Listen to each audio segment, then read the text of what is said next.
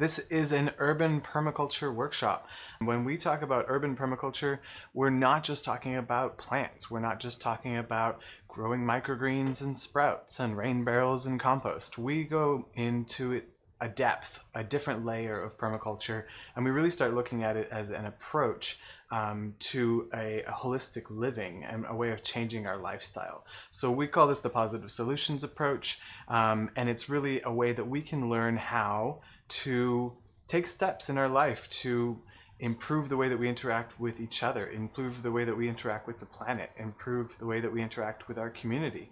And with these great changes that are happening all around us with COVID, it's really starting to reshape some of the focus and the weaknesses of our society. And so it's a great chance and a great time to be looking at urban permaculture and what the steps are that we can do to start transforming our lives one seedling at a time. So first of all, we're going to get started by just looking at what permaculture is. And so permaculture is a design science. Sorry, I'm just going to arrange my chat view so that everyone can see me. All right. So what is permaculture? Permaculture is a design science that is rooted in the observation of nature. And so when we're observing nature, there are all kinds of different principles of how natural ecosystems have evolved that we then use as our governing principles in permaculture to then design systems. So whether it's a aquaculture system, whether it's a balcony garden, whether it's the cooperative business model or collective business model that you're running, or a cooperative land trust or eco-village, all of these different systems can emulate natural principles that we find in nature through observation. So to simplify, permaculture is a observation-based design science rooted in nature, right? Ecological design is often what I like to call it.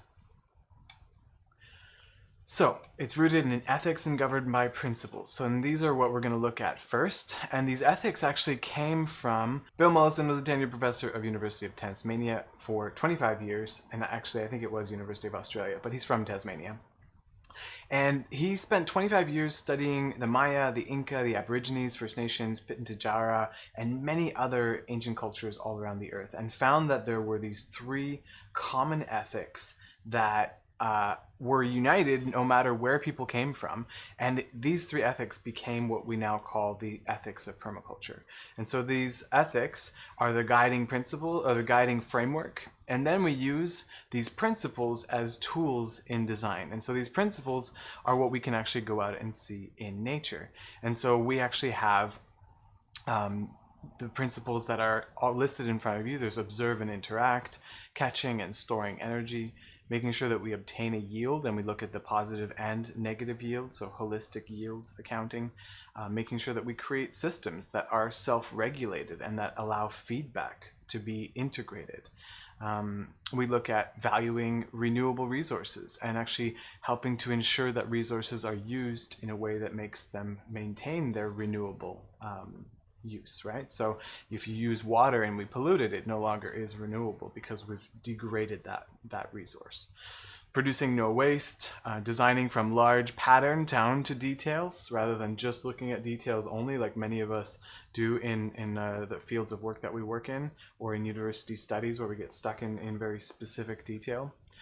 Integrating systems rather than segregating them, using very small and slow solutions rather than jumping into something a bit over your head, and valuing diversity, using edges and the marginal, and creatively using and responding to change. And these I'm really just glazing over for the moment because this is a tool set that we use as designers when we're working on designing a garden, when we're looking at designing a passive solar home or greenhouse. And so when you're working on your projects, whether it's a balcony garden, your own mushroom cultivation, or whatever it is that you're applying permaculture to, these tool sets are there for you to make sure that, oh, did I observe my balcony enough to make sure that I know when the sun comes, or how windy it is, or if there's a squirrel that visits when I'm not around.